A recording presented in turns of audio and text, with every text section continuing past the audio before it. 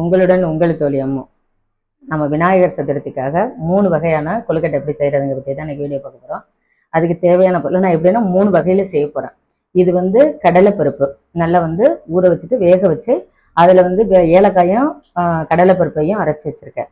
அப்புறம் பாசிப்பருப்பு நல்லா ஊற வச்சுட்டு வேக வச்சுட்டு அந்த ஏலக்காய் போட்டு அரைச்சி வச்சுருக்கேன். அது தேங்காய். அதுக்கப்புறம் என்னன்னாக்க இது கிராமத்தில் செய்கிறது போல் எப்படின்னா எள்ளு, பாசிப்பருப்பு, முந்திரி பருப்பு, கடலை, வேர்க்கடலை எல்லாமே நல்லா வறுத்துட்டு அரைச்சி வச்சிருக்கேன். கொஞ்சமா பாசிப்பருப்பு வறுத்ததை லேசா போட்டிருக்கேன். அப்புறம் தேங்காய் பாருங்க இவ்வளவு எடுத்திருக்கேன். 1 கப்பு மாவு எடுத்திருக்கேன். அதனால இன்னைக்கு பாருங்க 3 வகையா எப்படி நம்ம விநாயகர் சதுர்த்திக்கு கொழுக்கட்டை செய்யறதுங்கிறத இன்னைக்கு வீடியோ அங்க பார்க்கலாம். இப்போ 2 ஸ்பூன் நெய் போட்டுக்குவோம். இந்த மாவு லேசா வதக்கிக்கிறதுக்காக பாருங்க 1 கப்பு மாவு எடுத்திருக்கேன். மாவு லேசா நெய்யில வதக்கிக்கணும்.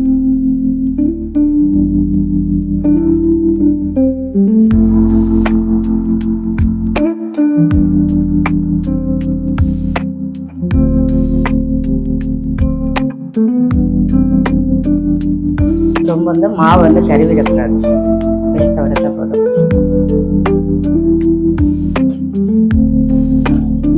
பாருங்க நெய்யில லேசா வறுத்தா போதும். ரொம்ப கருக விட்டுக்கூடாது.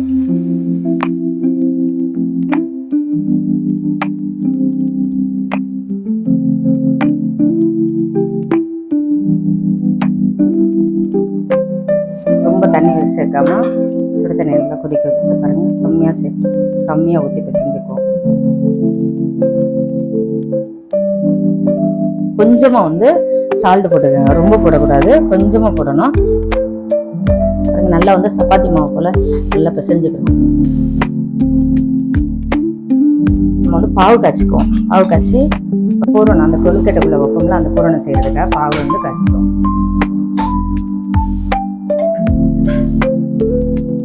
ரொம்ப தண்ணி சேர்க்கணும். பாருங்க தண்ணி இவ்வளவு நான் கொஞ்சமா எடுத்துக்கிறேன். கொஞ்சமா போதும். அது வெல்லம் நம்ம கரையிறதுக்காக தான் 2 வெல்லம் சேர்த்துக்கிறேன். இந்த மாவு நம்ம கம்மியா தான் எடுத்திருக்கேன். அதனால 2 வெல்லம் போதுமானது.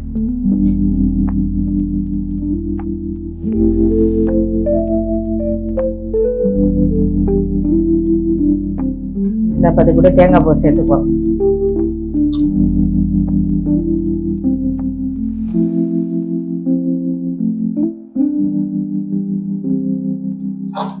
தேங்காய் பூ எதுக்கு வதக்குறோம்னா நல்லா அந்த வெல்லமும் தேங்காயும் நல்லா சேர்த்துறோம். அதுக்காக தான்.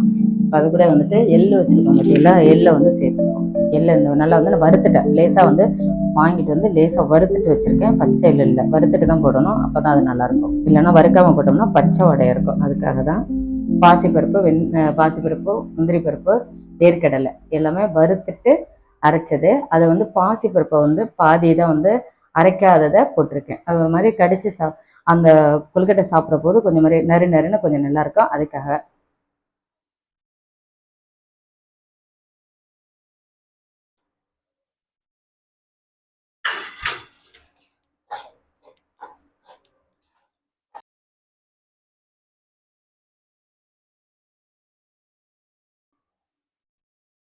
பாருங்க நல்லா இந்த லெவலுக்கு வந்துடணும்.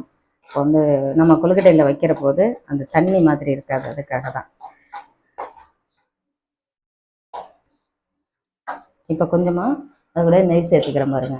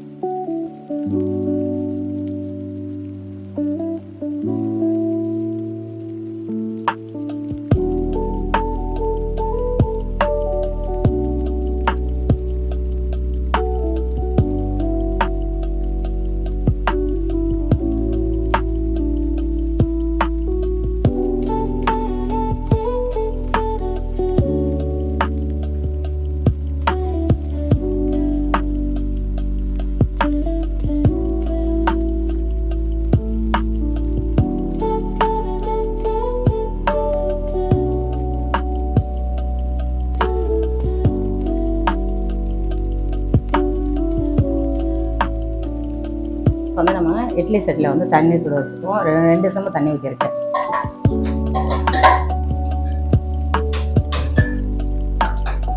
தண்ணி நல்லா சூடேறட்டும். இப்போ பாருங்கள், நல்லா இந்த துணி போட்டு அதை வந்து தட்டை வந்து வச்சுருவோம். தண்ணி சூடேறினோட தான் கொழுக்கட்டை வைக்கணும்.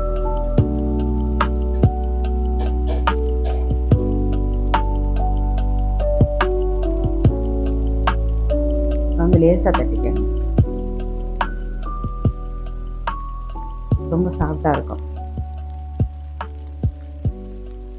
இப்போ பூரணம் எடுத்து இதில் வச்சுப்போம்.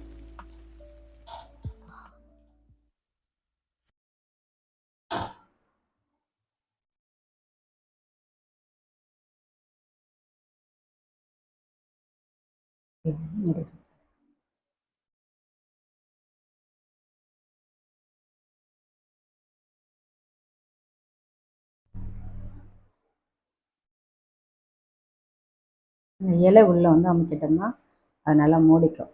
அந்த பூரணம் வந்து வெளியில் வரும், அதுக்காக தான்.